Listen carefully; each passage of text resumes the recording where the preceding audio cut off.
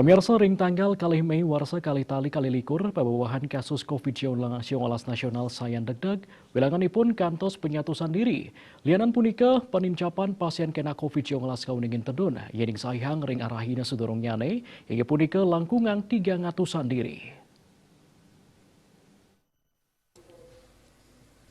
Pasien padam COVID-19 tedun yening sayang ring arahina sudurung nyane kantos 16 diri.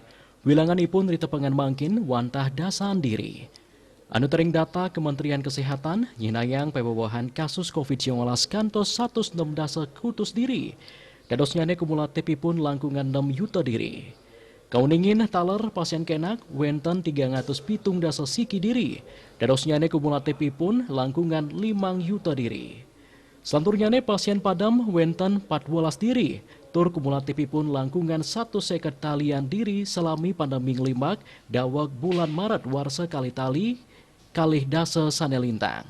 Asapun iketalar pasien COVID-19 sane kantun kerawat wenten langkungan pitung talian kasus utawi 0,1% miwah suspek langkungan 703 dasa 4 diri. Dia Dewi Bali Pos Nguningaya.